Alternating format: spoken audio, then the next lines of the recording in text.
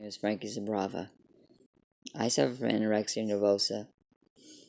I suffer with this disease over since I was 16 years old. Let me put it that way. I suffer a long time with this. It's emotionally painful for me to say that I to starve myself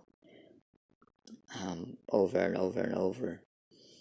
First, it was just how long can I not eat this time? How long can I go? And each time I would go longer and longer without eating. Or I would take pain medication because I hated myself so much. I wanted it in my life.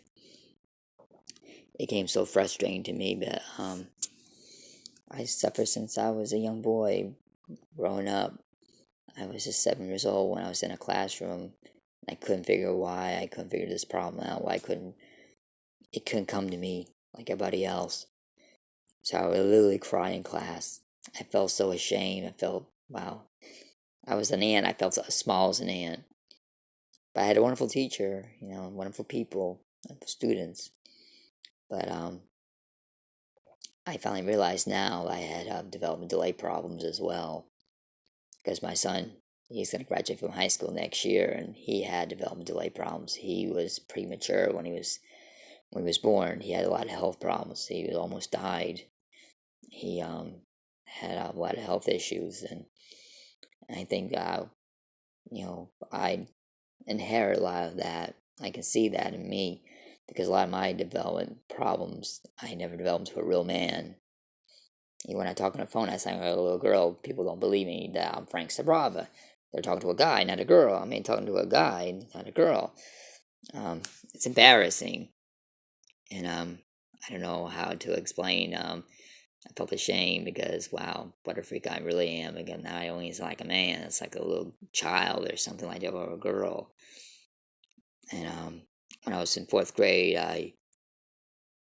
before I was starting fourth grade, I was seeing psychologists because they knew my problem was getting worse and worse, and I couldn't keep up with the class, and I was having problems, emotional problems, behavioral problems, but not hurting each other. But I would cry in class. I emotionally was upset. I was alone. I never let.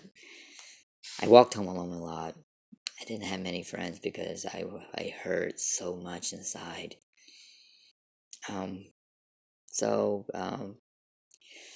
when I was just starting out after my fourth grade, I went to a special school called, well, it was part of this was a school, but it was a school where it was a special classroom for special ed kids.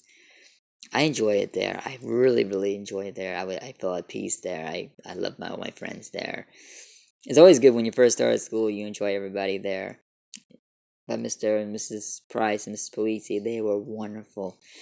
I enjoyed it there. If I can graduate there and stay the rest of my life before I go into junior high school and knew all the pain I would have felt, I would rather just be there. But can't be. You have to move on with your life.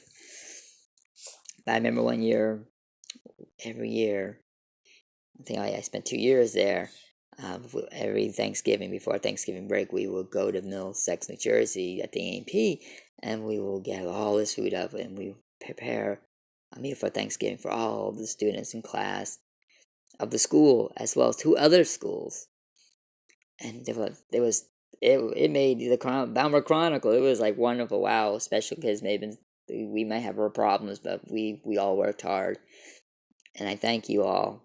Mr. Sherba, you're still there. I thank you. You were wonderful. You're wonderful, Jennifer. A really good friend, and all my students, all the friends I know all my life. But when I was 10 years old, I was not robbed at knife point while I was collecting money for my ledger out. My Star Ledger out in New Jersey. I was totally frightened. I thought he was going to kill me.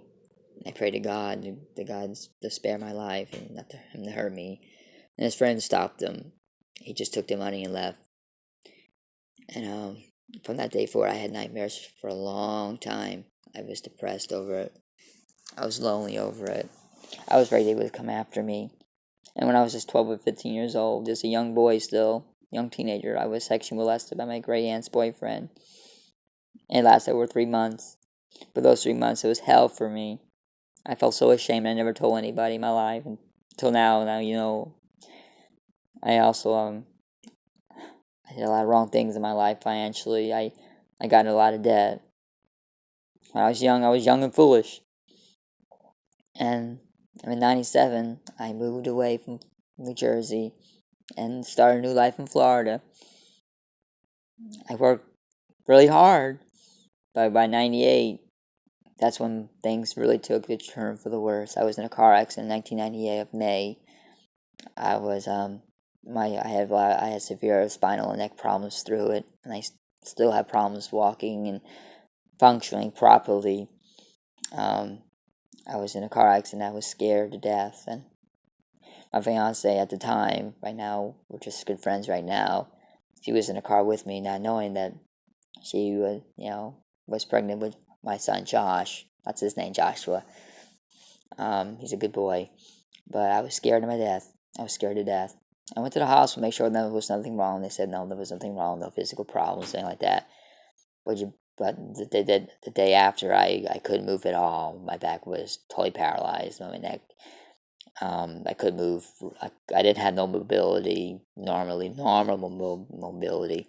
So Dr. Richard Merritt, I tried him. He was a wonderful chiropractor and a wonderful friend. Him and his family was. It was a family practice. I enjoyed it out there. He's a chiropractor in Lakeland. Thank you, Dr. Richard Merritt. If you ever get this video, I could never have been the same without you. If it wasn't for you, I could never have walked again. And I thank you, and I appreciate you for our friendship that you and your family and your interns meant a lot to me. Right now, I go to the Spine Institute because my spine is so bad. I had to have spinal injections, and but I can't afford the physical therapy. I can't afford the spinal injections no more because financially I can't afford it. And now with my anxiety, my depression, I felt really bad, really sad inside. I hope that someday I can touch someone's life. Anorexia is a cruel, cruel disease. It takes everything from you. Right now, I do blood work every 3 months because make sure my blood level is okay. But I suffer a lot through it. Lately, there's something else wrong with my body. I don't know what's wrong. And I was going to go back to work, but my body is just not strong enough. I just can't. But I still have obligations, and I don't know how to make these obligations no more because I'm overwhelmed with guilt. I'm overwhelmed with frustration. I'm overwhelmed with anxiety. It was my fault, and I'd rather starve than have my mom. I make sure my mom is always taken care of because I live with my mom in this apartment. I loved it here. We lived there almost 2 years at Verona Park Apartments in Lakeland, Florida. We really love it here. But hopefully one day we'll have our own home. Our goal is maybe have a car maybe one day, but one day at a time. Right now, I'm thinking about, I love to go to a treatment center. It's called the Salem Treatment Center. It's the only treatment center that males will able to go to if you have an eating disorder. They will treat you from the anxiety, depression, or anything that ties to anorexia nervosa. Any eating disorder is a very cruel disease. If you have it, get help. Find the people, tell them about it. As much as you're ashamed to tell them because your life is more precious than that. Don't wait till you're about old as I am to find the help. And I pray that I never begged or pleaded for money. But right now I need the help so I can keep my financial obligations. And plus I want to full time take care of my mom, my elderly mom. I want to be home with her as well at the time till I get well enough. And I think I just want to spend time with her and the rest of her life. And right now until I get financially set free and I'm able to know the money I make and what she makes, we will be able to be okay. We just need to get a head start and also put money away for my treatment center and I need to go. Maybe I'll just go maybe part-time and come home or have someone stay here with her. But right now I do have good doctors, Dr. D. Cordova, Dr. Salas, he's my psychiatrist, and Dr. Curtis, he's my counselor, and I have to see them regularly. I need to see a nutritionist, but my insurance will not pay for it or cover it unless you have other diseases other than anorexia, even though it's very important to have a counselor for your eating, teach you new meals, teach you new ways to have it. But through this facility, they will teach you and help you. I need this opportunity to do this. Right now, I need to take care of my physical body right now because it needs attention before I go out anywhere. So I need to get strong enough to do that and put enough money away for it. But that's why I'm asking you, my Facebook friends, my family, my church family, those are all I knew. I love you. If you can give, may God bless you. Thank you for your generosity. If you can, please tell others. Share this video. It's my it's my GoFundMe page. Guide them here. Tell them about me. If they can help, thank you. May God bless. I love you all very much. Mwah.